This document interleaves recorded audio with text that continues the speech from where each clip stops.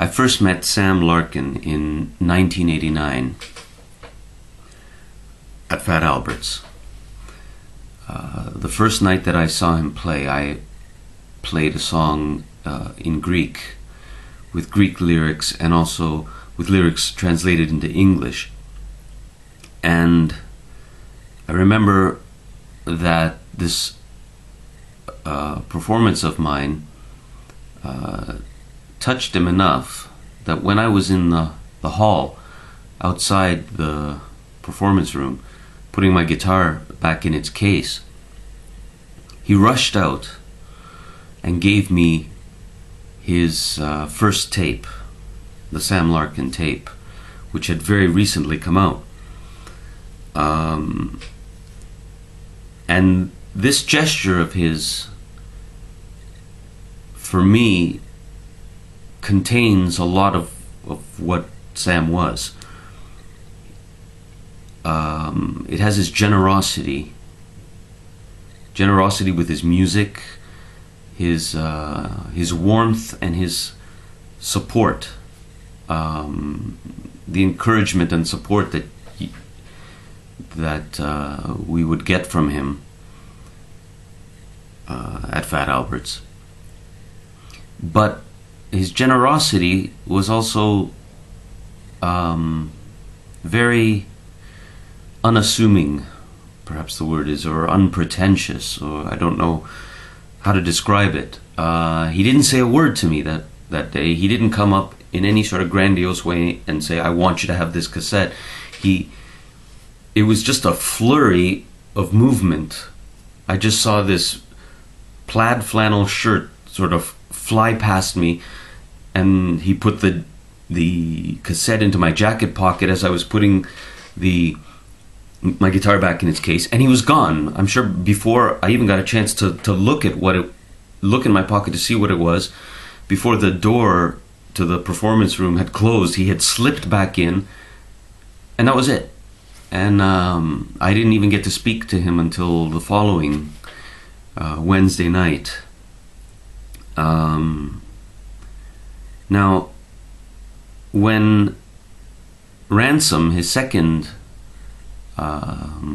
tape, came out, he gave me a copy of that as well.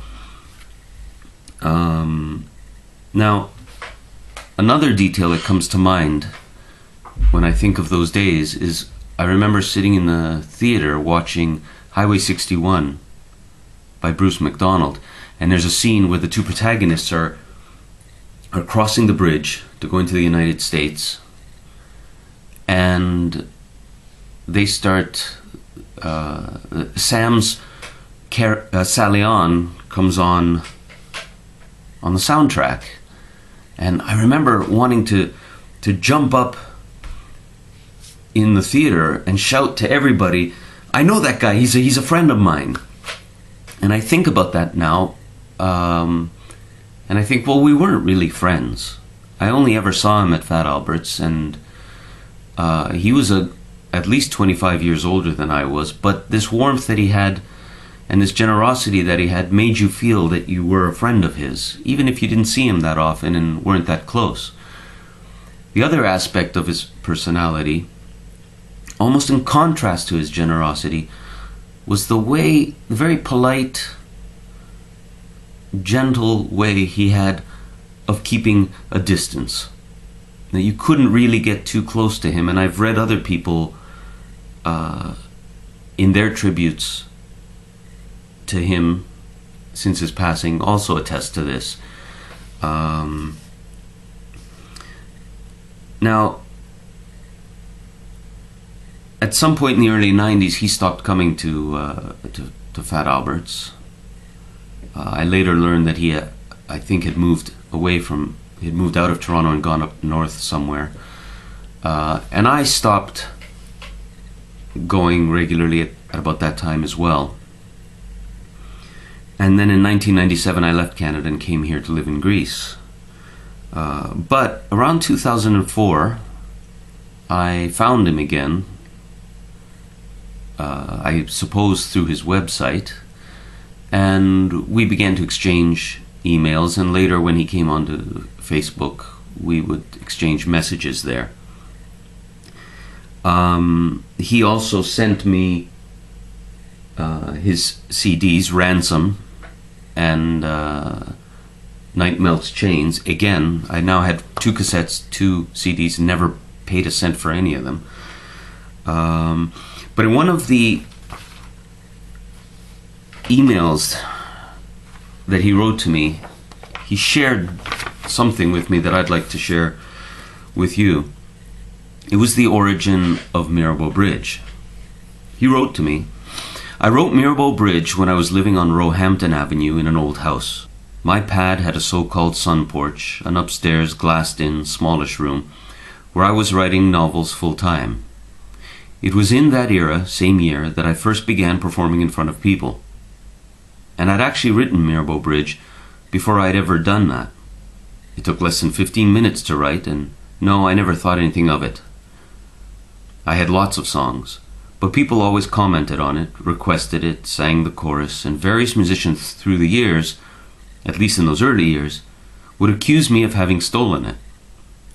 But they could never tell me stolen from what, and they could never come up with a song by anyone else before mine. For the simple reason, I wrote it. I was there, so it's quite simple for me to know that fact with certainty.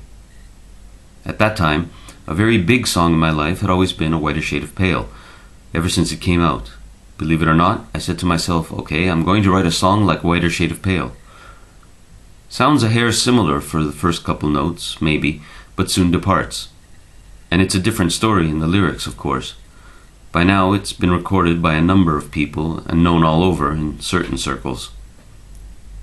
Never been able to replicate the luck I had in being handed that song, though, by whoever handed it to me."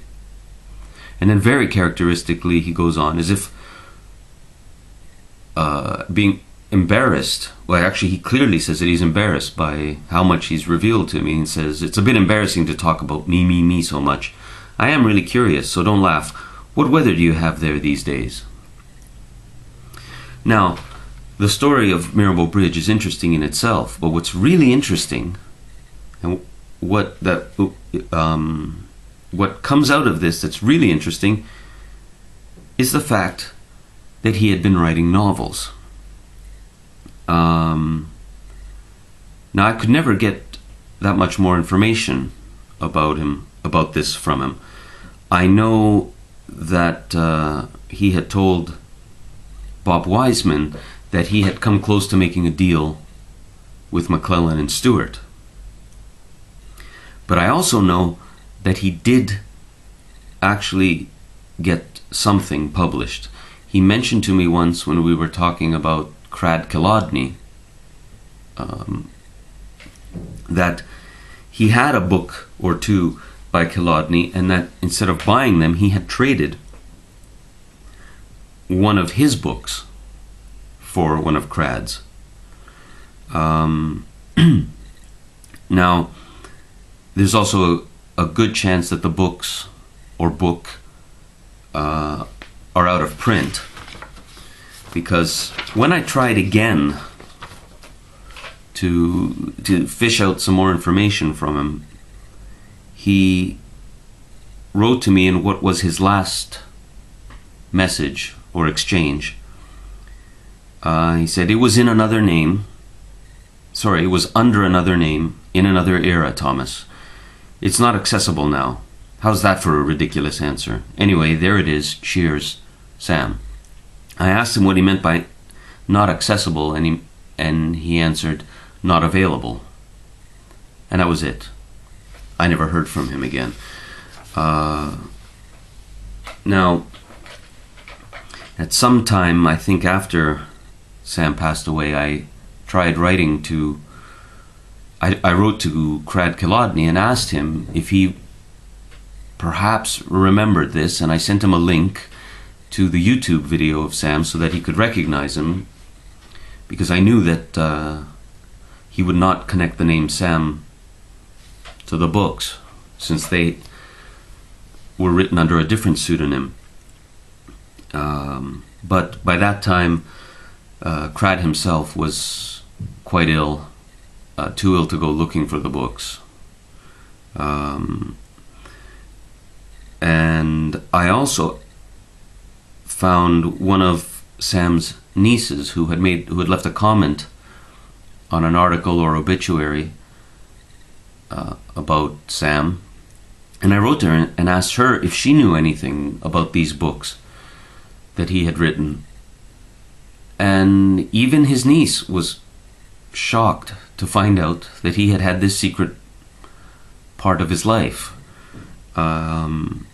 She said she was going to ask her mother, Sam's sister, and that she would get back to me if she ever found anything, but I haven't heard from her yet. Now, I suppose we should respect Sam's desire for privacy, but I also like to think that he was just being shy and perhaps a little bit coy. The detail about Crad Kilodney suggests that since he had a copy of the book with him when he met Crad, and that he thought highly enough of the books to give them in exchange for one of Crad's books, suggests that they had some value to him, just as his tapes and his CDs had value and were a sort of gift to people like me. And I'd like to think that at some point in the future, these books, or this one book at least that he had published, might come to light, so that those of us who, justifiably or not, considered him a friend might be able to enjoy them as well.